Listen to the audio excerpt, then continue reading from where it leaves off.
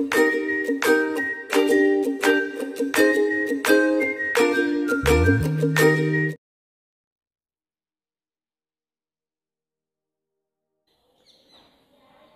my dear students, welcome to Learn Easily channel. Leela's friend R.K. ನಾರಾಯಣರವರ ಒಂದು ಸಣ್ಣ ಕಥೆಯಾಗಿರುತ್ತೆ. Leela's friend ಈ ಕಥೆಯನ್ನು R.K. ನಾರಾಯಣರವರು ಬರೆದಿರ್ತಕ್ಕಂತಹ ಒಂದು ಶಾರ್ಟ್ ಸ್ಟೋರೀಸ್ನ ಕಲೆಕ್ಷನ್ಸ್ ಆಗಿರತಕ್ಕಂತಹ ಮಾಲ್ಗುಡಿ ಡೇಸ್ನಿಂದ ಆಯ್ಕೆ ಮಾಡಿಕೊಳ್ಳಲಾಗಿದೆ. ಈ ಒಂದು ಸ್ಟೋರಿಯಲ್ಲಿ ನಾವು ಒಂದು ಸಾಮಾಜಿಕ ವರ್ಗಗಳ ಬಗ್ಗೆ ಕಾಣಬಹುದಾಗಿರುತ್ತೆ. ಇಲ್ಲಿ ಫ್ರೆಂಡ್ಶಿಪ್, ಲೀಲಾ ಮತ್ತು ಸಿದ್ಧ ಇವರ ಫ್ರೆಂಡ್ಶಿಪ್ನ ಬಗ್ಗೆ ನೋಡ್ಬೋದು. ಹಾಗೆ ಸಮಾಜದಲ್ಲಿರ್ತಕ್ಕಂತಹ ಬಡವ ಮತ್ತು ಶ್ರೀಮಂತರ ಒಂದು ನಡುವೆ ನಡೀತಕ್ಕಂಥ ಒಂದು ಕ್ಲಾಸನ್ನು ಇಲ್ಲಿ ನಾವು ನೋಡಬಹುದಾಗಿರುತ್ತೆ. ಶ್ರೀಮಂತರು ಪೂರ್ವಾಗ್ರಹ ಪೀಡಿತರಾಗಿ ಹೇಗೆ ಬಡವರ ಒಂದು ಶೋಷಣೆಯನ್ನು ಮಾಡ್ತಾರೆ ಅನ್ನೋದು ಸಹ ಇಲ್ಲಿ ಕಾಣಬಹುದಾಗಿರುತ್ತೆ. ಈ ಕಥೆಯಲ್ಲಿ ಬರ್ತಕ್ಕಂತಹ ಮೇನ್ ಕ್ಯಾರೆಕ್ಟರ್ಗಳನ್ನು ನೋಡಿದಾಗ ಮೊದಲನೇದಾಗಿ ಶಿವಶಂಕರ್ ಲೀಲಾಳ ತಂದೆಯಾಗಿರ್ತಾರೆ. ನಂತರ ಲೀಲಾ 5 ವರ್ಷದ ಪುಟ್ಟ ಹುಡುಗಿ. ನಂತರ ಸಿದ್ಧ ಈ ಕಥೆಯ ಒಬ್ಬ ಕಥಾನಾಯಕ ಅಂತ ಹೇಳ್ಬೋದು. ಈತ ಸರ್ವೆಂಟ್, ಒಬ್ಬ ಮನೆ ಕೆಲಸದವನಾಗಿರ್ತಾನೆ. ಹಾಗೆ ಲೀಲಾಳ ತಾಯಿ. ಈ ಒಂದು ಸ್ಟೋರಿಯು ಪ್ರಾರಂಭಗೊಳ್ತಕ್ಕಂಥದ್ದು ಶಿವಶಂಕರ್ರವರು ತಮ್ಮ ಮನೆಯ ವರಾಂಡದಲ್ಲಿ ನಿಂತು ಮನೆಯ ಕೆಲಸದವನಿಗಾಗಿ ಯೋಚನೆ ಮಾಡ್ತಾ ಇರ್ತಾರೆ. ಮನೆಯಲ್ಲಿ ಒಬ್ಬ ಕೆಲಸದ ಆಳು ಬೇಕು ಅಂತ ಹೇಳಿ ಆ ಒಂದು ವರಾಂಡದಲ್ಲಿ ನಿಂತು ಯೋಚನೆ ಮಾಡ್ತಾ ಇರ್ತಾರೆ. ಆ ಸಮಯಕ್ಕೆ ಸರಿಯಾಗಿ ಅವರ ಮನೆಯ ಒಂದು ಗೇಟ್ನ ಮುಂದೆ ಸಿದ್ಧ ಅಲೆದಾಡ್ತಾ ಇರ್ತಾನೆ. ಈಗಾಗಲೇ ಶಿವಶಂಕರ್ರವರ ತಲೆಯಲ್ಲಿ ಮನೆಗೋಸ್ಕರ ಒಬ್ಬ ಕೆಲಸದಾಳನ್ನು ಹುಡುಕಬೇಕು ಅಂತಕ್ಕಂತಹ ಒಂದು ಆಲೋಚನೆಯಲ್ಲಿ ತೊಡಗಿರಬೇಕಾದ್ರೆ ಗೇಟ್ನ ಮುಂದೆ ನಿಂತಿರ್ತಕ್ಕಂತಹ ಸಿದ್ಧನನ್ನು ನೋಡಿ ಶಿವಶಂಕರ್ ಕೇಳ್ತಾರೆ, ಯಾರು ಏನಂತ ವಿಚಾರಿಸಿದಾಗ ಆ ಶಿವಶಂಕರ್ ಹೇಳ್ತಾನೆ, ತಾನೊಬ್ಬ ಹೋಮ್ಲೆಸ್ ಬಾಯ್, ಹಾಗೆ ಒಂದು ಕೆಲಸವನ್ನು ಅರಿಸಿ ಬಂದಿರೋದಾಗಿ ಸಿದ್ಧ ಹೇಳ್ತಾನೆ. ಇದನ್ನು ನೋಡಿದ ತಕ್ಷಣ ಶಿವಶಂಕರ್ ಸಿದ್ಧನ ಒಂದು ಹಾವಭಾವಗಳನ್ನು ನೋಡಿದಾಗ ಸಿದ್ಧ ತುಂಬ ಕ್ಲೀನ್ ಆ್ಯಂಡ್ ಟೆಡಿಯಾಗಿ ಕಾಣ್ತಾನೆ, ತುಂಬ ಅಚ್ಚುಕಟ್ಟಾಗಿ ಕಾಣ್ತಾ ಇರ್ತಾನೆ.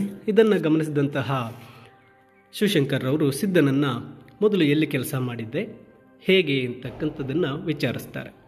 ಆಗ ಸಿದ್ಧ ತಾನು ಮೊದಲು ಆ ಮಾರುಕಟ್ಟೆ ಬಳಿ ಇರ್ತಕ್ಕಂಥ ಡಾಕ್ಟರ್ ಮನೆಯಲ್ಲಿ ಕೆಲಸ ಮಾಡ್ತಾ ಇದ್ದೆ. ಈಗ ಡಾಕ್ಟರ್ರವರು ಟ್ರಾನ್ಸ್ಫರ್ ಆಗಿ ಊರನ್ನು ಬಿಟ್ಟು ಹೋಗಿರೋದ್ರಿಂದ ತಾನು ಕೆಲಸವಿಲ್ಲದೆ ಇದ್ದೇನೆ ಅಂತಕ್ಕಂಥ ವಿಷಯವನ್ನು ಶಿವಶಂಕರ್ರವರಿಗೆ ಸಿದ್ಧ ತಿಳಿಸ್ತಾನೆ. ನಂತರ ಶಿವಶಂಕರ್ ತಮ್ಮ ಹೆಂಡತಿಯನ್ನು ಕರೆದು ಸಿದ್ಧನನ್ನು ಪರಿಚಯ ಮಾಡಿ ಆ ಮನೆಯಲ್ಲಿ ಹಿಂದೆ ಕೆಲಸಕ್ಕಿದ್ದಂತಹ ಆಳಿಗಿಂತ ಸಿದ್ಧ ತುಂಬ ಚೆನ್ನಾಗಿದ್ದಾನೆ, ನೋಡಲು ತುಂಬ ನೀಟಾಗಿ ಕ್ಲೀನಾಗಿ ಕಾಣ್ತಾ ಇದ್ದಾನೆ ಅಂತ ಹೇಳಿ ಪರಿಚಯವನ್ನು ಮಾಡಿಕೊಡ್ತಾನೆ. ನಂತರ 5 ವರ್ಷದ ಮಗಳಾಗಿರ್ತಕ್ಕಂತಹ ಲೀಲಾ ಏನು ಮಾಡ್ತಾಳೆ, ಆ ಸಿದ್ಧನನ್ನು ನೋಡಿದ ತಕ್ಷಣವೇ ಸಿದ್ಧ ಆ ಮಗಳಿಗೆ ಇಷ್ಟ ಆಗ್ತಾನೆ. ಆ ಮಗಳು ಸಹ ಶಿವಶಂಕರ್ ಅವ್ರಿಗೆ ಹೇಳ್ತಾರೆ, ಸಿದ್ಧನನ್ನು ನಮ್ಮ ಮನೆಯಲ್ಲಿ ಕೆಲಸದಾಗಿ ಇಟ್ಕೊಳ್ಳೋಣ ಅಂತಕ್ಕಂಥದ್ದನ್ನು ಹೇಳ್ತಾರೆ. ಓಕೆ, ಇವೆಲ್ಲವನ್ನು ಕಂಡಂತಹ ಶಿವಶಂಕರ್ ತನ್ನ ಮಡದಿಗೆ ಹಾಗೆ ಮಗಳಿಗೂ ಸಹ ಸಿದ್ಧ ಇಷ್ಟ ಆದ್ದರಿಂದ ಆತನನ್ನು ಮನೆ ಕೆಲಸಕ್ಕೆ ಸೇರಿಸ್ಕೊಳ್ತಾನೆ. ಹೀಗೆ ಮನೆ ಕೆಲಸಕ್ಕೆ ಸೇರಿಸ್ಕೊಳ್ಬೇಕಾದ್ರೆ ಸಿದ್ಧನಿಗೆ ದಿನಕ್ಕೆ 2 ಹೊತ್ತಿನ ಊಟ, ತಿಂಗಳಿಗೆ 4 ರೂಪಾಯಿಯನ್ನು ನೀಡುವಂತೆ ಒಂದು ಒಪ್ಪಂದದ ಮಾತುಕತೆ ಮೂಲಕ ಸೇರಿಸ್ಕೊಳ್ತಾನೆ. ಇಲ್ಲಿ ಸಿದ್ಧ ಅವರ ಮನೆಯಲ್ಲಿ ಶಿವಶಂಕರ್ರವರ ಬಟ್ಟೆಗಳನ್ನು ಒಗಿತಕ್ಕಂಥದ್ದು, ತೋಟದ ಕೆಲಸ ಮಾಡ್ತಕ್ಕಂಥದ್ದು, ಮನೆಯಲ್ಲಿ ಸಣ್ಣ ಪುಟ್ಟ ಕೆಲಸಗಳನ್ನು ಮಾಡಿಕೊಡ್ತಕ್ಕಂಥದ್ದು, ಕಟ್ಟಿಗೆ ಕಡಿದು ಕೊಡ್ತಕ್ಕಂಥದ್ದು, ಈ ರೀತಿ ಮನೆಯ ಎಲ್ಲ ಕೆಲಸಗಳನ್ನು ಮಾಡ್ತಾ ಇರ್ತಾನೆ. ಅದರ ಜೊತೆಗೆ ಲೀಲಾನನ್ನು ನೋಡಿಕೊಳ್ಳೋದು ಸಹ ಅವನಿಗೆ ಅತಿ ಮುಖ್ಯವಾದ ಕೆಲಸವಾಗಿರುತ್ತೆ. ಲೀಲಾ ಆ ಸಿದ್ಧನ ಜೊತೆ ಆಟವಾಡಲು ತುಂಬ ಇಷ್ಟಪಡ್ತಾ ಇರ್ತಾಳೆ. ಹಾಗೆ ಸಿದ್ಧನು ಸಹ ಆ ಲೀಲಾಳನ್ನು ಆಡಿಸುತ್ತಾ ತುಂಬ ಅವರಿಬ್ಬರ ನಡುವೆ ಒಂದು ಗೆಳೆತನ ಹೆಚ್ಚಾಗಿ ಬೆಳೆಯುತ್ತೆ. ನಂತರ ಆ ಲೀಲಾ ಸಿದ್ಧನನ್ನು ಕರೆದ ತಕ್ಷಣ ಸಿದ್ಧ ಯಾವುದೇ ಒಂದು ಕೆಲಸ ಮಾಡ್ತಾ ಇದ್ದರೂ ಸರಿ ಅದನ್ನು ಬಿಟ್ಟು ಲೀಲಾಳ ಬಳಿಗೆ ಓಡ್ತಾ ಇರ್ತಾನೆ. ಅವರಿಬ್ಬರು ಸಹ ಮನೆ ಮುಂಭಾಗದ ಒಂದು ತೋಟದಲ್ಲಿ ತುಂಬ ಚೆನ್ನಾಗಿ ಬಾಲಾಟವನ್ನು ಆಡ್ತಾ ಇರ್ತಾರೆ. ಹೀಗೆ ಲೀಲಾ ಮತ್ತು ಸಿದ್ಧನ ಜೊತೆ ಗೆಳೆತನ ತುಂಬ ಚೆನ್ನಾಗಿರುತ್ತೆ. ಪ್ರತಿದಿನ ಸಿದ್ಧ ಏನು ಮಾಡ್ತಾ ಇರ್ತಾನೆ, ಲೀಲಾಳನ್ನು ಮಲಗಿಸಬೇಕಾದ್ರೆ ಬೆಡ್ ಟೈಮ್ ಸ್ಟೋರೀಸ್, ಅವಳು ಮಲಗೋದಕ್ಕೆ ಸ್ಟೋರೀಸನ್ನು ಹೇಳಿ ಅವಳನ್ನು ಮಲಗಿಸ್ತಾ ಇರ್ತಾನೆ. ಹೀಗೆ ಅವರಿಬ್ಬರ ಮಧ್ಯೆ ಗೆಳೆತನ ತುಂಬ ಚೆನ್ನಾಗಿರುತ್ತೆ. ಹಾಗೆ ನಂತರ ಆ ಲೀಲಾ ಸಹ ಸಿದ್ಧನ ಜೊತೆ ಆಟವಾಡೋದನ್ನು ತುಂಬ ಇಷ್ಟಪಟ್ಟಿರ್ತಾಳೆ. ಮನೆಯಲ್ಲಿ ಸಿದ್ಧನನ್ನು ಕುಳಿಸಿಕೊಂಡು, ಒಬ್ಬ ವಿದ್ಯಾರ್ಥಿಯಾಗಿ ಕುಳಿಸಿಕೊಂಡು ಲೀಲಾ ತನಗೆ ಗೊತ್ತಿರತಕ್ಕಂತಹ ವಿಷಯಗಳನ್ನು ಸಿದ್ಧನಿಗೆ ಶಿಕ್ಷಕಿಯ ರೀತಿಯಲ್ಲಿ ಪಾಠ ಮಾಡತಕ್ಕಂಥದ್ದನ್ನು ಮಾಡ್ತಾ ಇರ್ತಾಳೆ.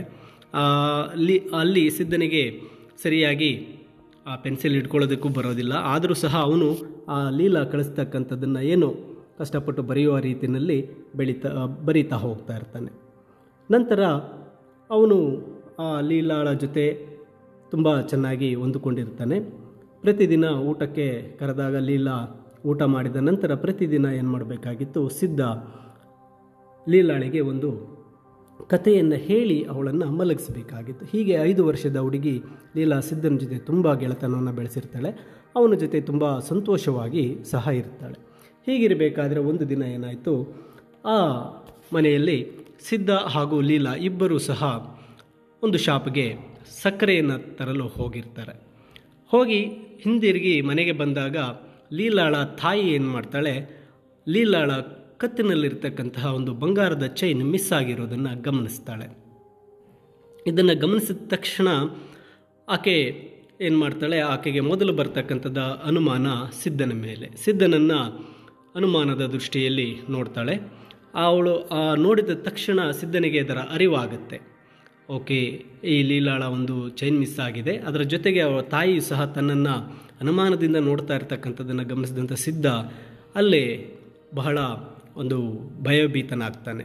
ನಂತರ ಆಕೆ ಲೀಲಾಳ ತಾಯಿ ಸಿದ್ಧನನ್ನು ಕೇಳ್ತಾಳೆ ಚೈನ್ನ ಬಗ್ಗೆ.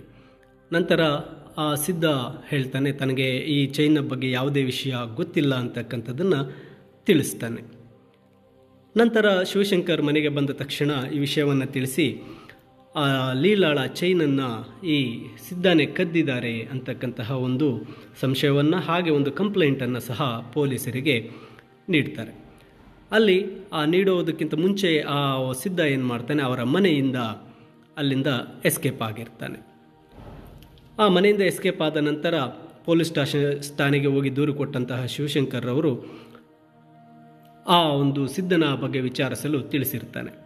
ಇಲ್ಲಿ ಸಿದ್ಧನು ಮನೆಗೆ ಬಂದು ರಾತ್ರಿ ದೋಚಬಹುದು ಅಂತಕ್ಕಂತಹ ಒಂದು ಗುಮಾನಿಯನ್ನು ಸಹ ಅವರು ಹೊಂದಿರ್ತಾರೆ.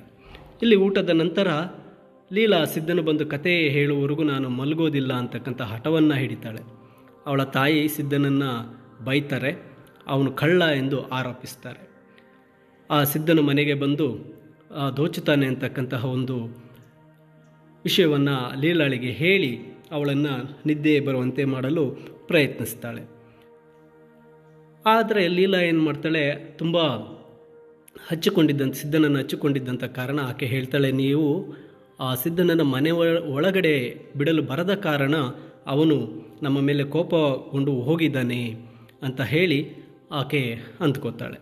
ನಂತರ ಶಿವಶಂಕರ್ ಮನೆಗೆ ಬರ್ತಾರೆ. ಪೊಲೀಸ್ ಸ್ಟೇಷನ್ಗೆ ಹೋಗಿ ಕಂಪ್ಲೇಂಟ್ ಕೊಟ್ಟು ಮನೆಗೆ ಬರೋಷ್ಟರಲ್ಲಿ ಲೀಲಾ ನಿದ್ರೆಗೆ ಜಾರಿಯಾಗಿರ್ತಾಳೆ. ಆತ ಬಂದು ಸಿದ್ಧನು ಒಬ್ಬ ಕಳ್ಳ, ಅವನು ಮಕ್ಕಳಿಂದ ಚಿನ್ನಾಭರಣಗಳನ್ನು ಕದೀತಕ್ಕಂತಹ ಒಬ್ಬ ವ್ಯಕ್ತಿ, ಅವನು ಹಲವಾರು ಬಾರಿ ಜೈಲಿಗೂ ಸಹ ಹೋಗಿದ್ದಾನೆ, ಈ ರೀತಿಯಾಗಿ ಇನ್ಸ್ಪೆಕ್ಟರ್ ಸಹ ನನಗೆ ಹೇಳಿದ್ದಾರೆ ಅಂತಕ್ಕಂಥದ್ದನ್ನು ಶಿವಶಂಕರ್ ತನ್ನ ಹೆಂಡತಿಗೆ ತಿಳಿಸ್ತಾರೆ. ಹಾಗೆ ಆ ಶಿವಶಂಕರ್ ಅವರು ಹೇಳ್ತಾರೆ, ಈ ಸಿದ್ಧನನ್ನು ನಾವು ಕೆಲಸಕ್ಕೆ ಸೇರಿಸಿಕೊಳ್ಳುವ ಮೊದಲು ಇನ್ಸ್ಪೆಕ್ಟರ್ನೊಮ್ಮೆ ಕೇಳಬೇಕಾಗಿತ್ತು, ಕೇಳದೆ ನಾವು ಇವನನ್ನು ಸೇರಿಸ್ಕೊಬಿಟ್ವಿ, ಆದ್ದರಿಂದ ಇಷ್ಟೆಲ್ಲ ಆಗಿದೆ, ನಮ್ಮ ಚೈನನ್ನು ಕದ್ದಿದ್ದಾನೆ ಅಂತಕ್ಕಂಥದ್ದನ್ನು ತಿಳಿಸ್ತಾರೆ. ಇದಾದ ನಂತರ 4 ದಿನಗಳ ನಂತರ ಶಿವಶಂಕರ್ ಏನು ಮಾಡ್ತಾರೆ, ಅವರ ಕಚೇರಿಯಿಂದ ಮನೆಗೆ ಬರಬೇಕಾದ್ರೆ ಪೊಲೀಸ್ ಇನ್ಸ್ಪೆಕ್ಟರ್ ಮತ್ತು ಕಾನ್ಸ್ಟೇಬಲ್ ಏನು ಮಾಡ್ತಾರೆ, ಸಿದ್ಧನನ್ನು ಅರೆಸ್ಟ್ ಮಾಡಿ ಕರ್ಕೊಂಬಂದಿರ್ತಾರೆ. ಅವರ ಮನೆಗೆ ಕರ್ಕೊಬರ್ತಾರೆ. ಇಲ್ಲಿ ಮನೆಗೆ ಬಂದ ತಕ್ಷಣ ಲೀಲಾ ಆ ಸಿದ್ಧನನ್ನು ನೋಡಿ ಓಡಿ ಹೋಗಿ ಅವನನ್ನು ಅಪ್ಕೋತಾಳೆ. ಆದರೆ ಆ ಪೊಲೀಸ್ ಇನ್ಸ್ಪೆಕ್ಟರ್ ಮತ್ತು ಕಾನ್ಸ್ಟೇಬಲ್ ಲೀಲಾಳನ್ನು ಸಿದ್ಧನ ಬಳಿ ಹೋಗಲು ಬಿಡೋದಿಲ್ಲ. ನಂತರ ಆ ಶಿವಶಂಕರ್ ಹೆಂಡತಿ ಹಾಗೂ ಮಗುವಿನ ಮುಂದೆ ಸಿದ್ಧನನ್ನು ಆ ಒಂದು ಚೈನ್ನ ಬಗ್ಗೆ ಎನ್ಕ್ವೈರಿ ಮಾಡ್ತಾರೆ. ಆದರೆ ಸಿದ್ಧ ಹೇಳ್ತಾನೆ, ನಾನು ಯಾವುದೇ ರೀತಿ ಚೈನನ್ನು ತಗೊಂಡಿಲ್ಲ ಅಂತ ಹೇಳ್ತಾನೆ. ಅದಕ್ಕೆ ಇನ್ಸ್ಪೆಕ್ಟರ್ ಮತ್ತು ಕಾನ್ಸ್ಟೇಬಲ್ ಈ ಒಂದು ಸಿದ್ಧನನ್ನು ಪೊಲೀಸ್ ಸ್ಟೇಷನ್ಗೆ ತಗೊಂಡೋಗಿ ಇಂಟ್ರಾಗೇಷನನ್ನು ಮಾಡಿದಾಗ ಇವನು ಬಾಯಿ ಬಿಡ್ತಾನೆ ಅಂತಕ್ಕಂಥದ್ದನ್ನು ಹೇಳ್ತಾರೆ. ನಂತರ ಅವನನ್ನು ಕರ್ಕೊಂಡು ಹೋಗೋದಕ್ಕೆ ಲೀಲಾ ಬಿಡೋದಿಲ್ಲ. ಆಕೆ ತುಂಬ ಅಳ್ತಾಳೆ. ಅವನನ್ನು ಬಿಟ್ಟು ಬಿಡಿ, ಅವನನ್ನು ಬಿಡಿ ಅಂತ ಹೇಳಿ ತುಂಬ ಅಳ್ತಾಳೆ. ಆದರೆ ಶಿವಶಂಕರ್ ಅಳುತ್ತಿದ್ದ ತನ್ನ ಮಗಳನ್ನು ಹಿಡ್ಕೊಳ್ತಾರೆ. ಆಗ ಪೊಲೀಸರು ಸಿದ್ಧನನ್ನು ಕರೆದುಕೊಂಡು ಪೊಲೀಸ್ ಸ್ಟೇಷನ್ಗೆ ಹೋಗ್ತಾರೆ. ಅದಾದ ನಂತರ ಕೆಲವು ದಿನಗಳ ನಂತರ ಒಂದು ದಿವಸ ಲೀಲಾ ಏನು ಮಾಡ್ತಾಳೆ, ಅವರ ಮನೆಯಲ್ಲಿ ಹುಣಸೆ ಹಣ್ಣಿನ ಜಾಡಿ ಇರುತ್ತೆ ಕಿಚನಲ್ಲಿ. ಆ ಕಿಚನಲ್ಲಿ ಕೈ ಇಟ್ಟಾಗ ಆ ಲೀಲಾಳ ತಾಯಿಗೆ ಆ ಲೀಲಾಳ ಚೈನ್ ಸಿಗುತ್ತೆ. ಇದನ್ನು ತಗೊಂಡಂತಹ ಲೀಲಾಳ ತಾಯಿ ಲೀಲಾಳನ್ನು ಕೇಳ್ತಾರೆ, ಈ ಚೈನ್ ಇಲ್ಲಿಗೆ ಹೇಗೆ ಬಂತು ಅಂದಾಗ ಲೀಲಾ ಹೇಳ್ತಾಳೆ, ನಾನು ತುಂಬ ದಿನದಿಂದ ಈ ಮಡಕೆಯೊಳಗೆ ಈ ಚೈನನ್ನು ಹಾಕಿದ್ದೆ ಅಂತಕ್ಕಂಥ ವಿಷಯವನ್ನು ಲೀಲಾ ಆ ತಾಯಿಗೆ ತಿಳಿಸ್ತಾರೆ. ನಂತರ ಶಿವಶಂಕರ್ ಮನೆಗೆ ಬಂದಾಗ ಆ ಲೀಲಾಳ ತಾಯಿ ಈ ವಿಷಯವನ್ನು ಶಿವಶಂಕರ್ ಅವರಿಗೆ ತಿಳಿಸ್ತಾರೆ. ಹೀಗೆ ತಿಳಿಸಿದ ನಂತರ ಆ ಶಿವಶಂಕರ್ ಅವರು ಹೇಳ್ತಾರೆ, ಇನ್ನು ಮುಂದೆ ಯಾವುದೇ ಕಾರಣಕ್ಕೂ ಲೀಲಾಳಿಗೆ ಬಂಗಾರದ ಚೈನನ್ನು ಹಾಕಬೇಡ ಅಂತ ಹೇಳ್ತಾರೆ.